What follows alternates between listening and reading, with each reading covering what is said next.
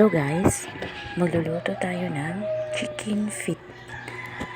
Tapos, igisa natin ang garlic at saka onion.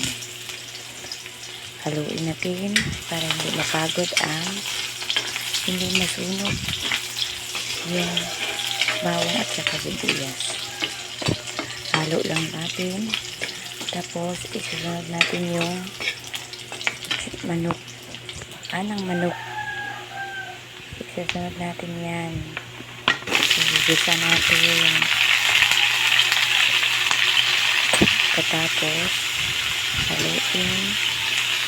Para yung condiments. Para dumikit sa manok yung condiments niya. Halo. Tapos,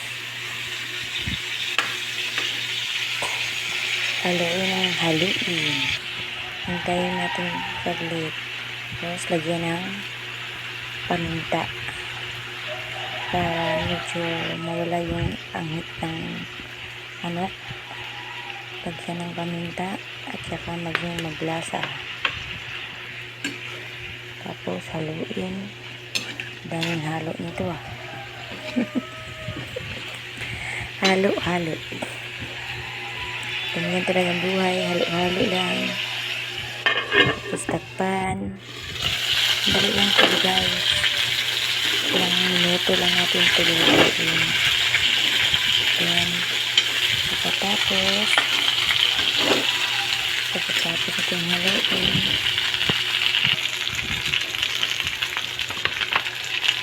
Lagyan ng soy sauce.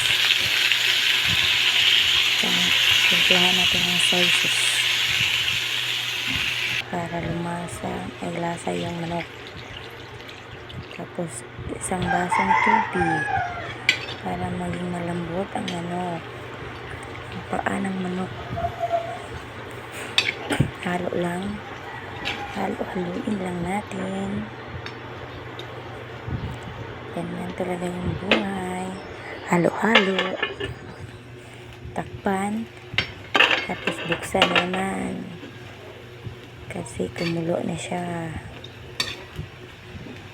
Yan. Halo lang tayo.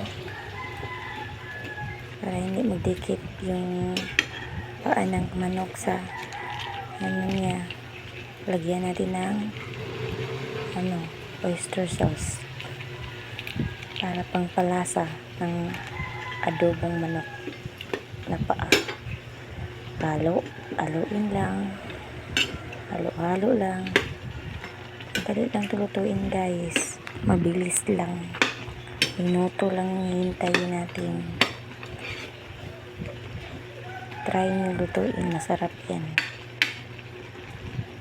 Tsaka mura lang.